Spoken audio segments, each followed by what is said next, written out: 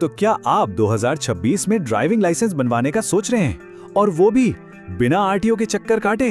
तो बिल्कुल सही जगह आए हैं। आज हम स्टेप बाय स्टेप समझेंगे कि कैसे घर बैठे बैठे पूरी तरह से ऑनलाइन लर्नर लाइसेंस के लिए अप्लाई किया जा सकता है। चलिए शुरू करते हैं। अच्छा, पहले का जमाना याद है? ड्राइविंग लाइसेंस मतलब आरटीओ ऑफिस के अंतहीन चक्कर, वो लंबी लंबी लाइनें और कागजों का ढेर। कितना मुश्किल काम था। लेकिन अच्छी बात यह है कि अब वो सब बदल चुका है। जो नया तरीका है वो पूरी तरह से ऑनलाइन है। आपकी पहचान आधार ई-केवाईसी से वेरीफाई हो जाती है और टेस्ट भी आप घर बैठे ही दे सकते हैं। कमाल है ना? तो आज हम इन 6 आसान स्टेप्स को एक एक करके देखेंगे। पहले समझेंगे कि ये घर से होता कैसे है, फिर एप्लीकेशन शुरू करेंगे, फॉर्म भरेंगे, फीस और डॉक्यूमेंट्स के बारे में जानेंगे, ऑनलाइन टेस्ट की तैयारी करेंगे और आखिर में अपना लर्नर लाइसेंस हाथ में लेंगे। तो चलिए इस सफर को शुरू करते हैं। देखिए, परमानेंट लाइसेंस तक पहुंचने का रास्ता लर्नर लाइसेंस से ही होकर जाता है। तो सबसे पहला काम इसी के लिए अप्लाई करना है। अब सवाल उठता है कि ये लर्नर लाइसेंस आखिर है क्या चीज? तो समझिए, ये 2 स्टेप प्रोसेस का पहला और सबसे जरूरी पड़ाव है। ये एक तरह का टेम्पररी लाइसेंस है जो आपको किसी लाइसेंस वाले साथी के साथ गाड़ी चलाना सीखने की इजाजत देता है।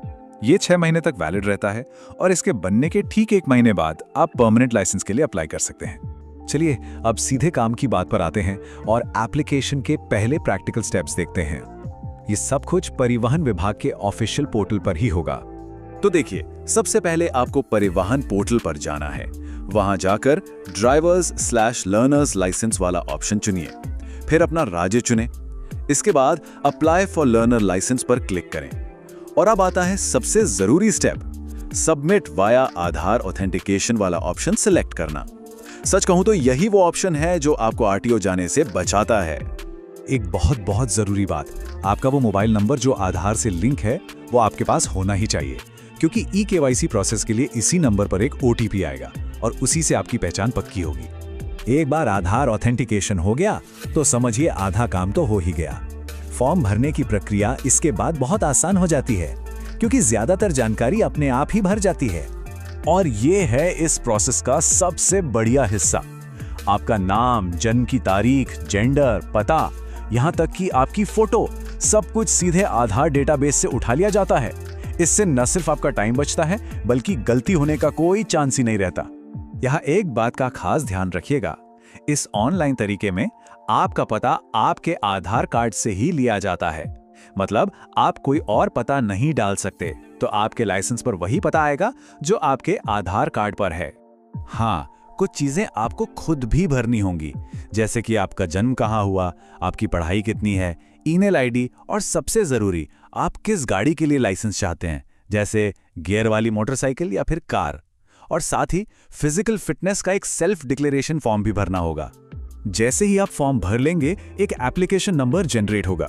मेरी सलाह है उसे तुरंत कहीं पर लिख कर रख लीजिए। आगे हर कदम पर आपको इसकी जरूरत पड़ने वाली है। तो फॉर्म तो भर गया, अब आगे क्या करना है? चलिए अगले स्टेप पर चलते हैं, जो है डॉक्यूमेंट्स और पेमेंट का। इस सेक्शन में हम जल्दी से देखेंगे कि आपको क्या क्या अपलोड करना है और फीस कैसे भरनी है।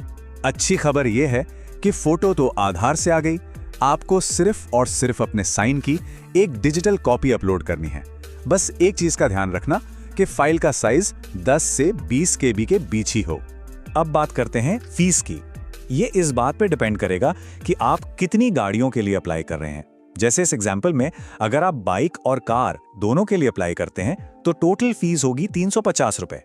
इसमें हर लाइसेंस के लिए 150 रुपए और टेस्ट के 50 रुपए शामिल हैं। चलिए जी, अब हम लाइसेंस पाने से ठीक पहले वाले आखिरी पड़ाव पर आ गए हैं, एक जरूरी ट्यूटोरियल और फिर ऑनलाइन टेस्ट। टेस्ट देने से पहले आपको कुछ स्टेप्स पूरे करने होंगे।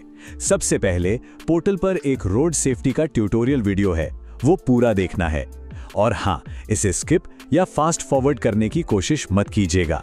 जैसे ही वीडियो पूरा होगा, आपके रजिस्टर्ड मोबाइल नंबर पर SMS से टेस्ट का पासवर्ड आ जाएगा।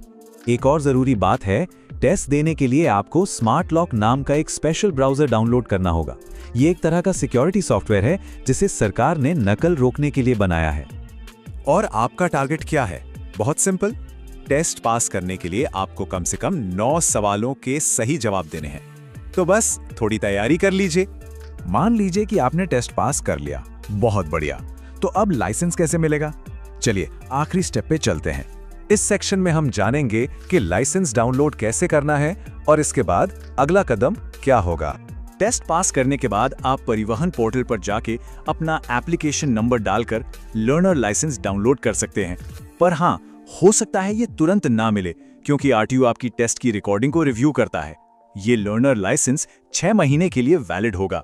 इस दौरान आपको किसी लाइसेंस वाले साथी के साथ खूब प्रैक्टिस करनी है और फिर 1 महीने बाद आप परमानेंट लाइसेंस के लिए भी अप्लाई कर सकते हैं। तो अब जब सारी प्रक्रिया पता चल गई है, तो एक सवाल तो बनता है, आपकी पहली यात्रा आपको कहाँ ले जाएगी?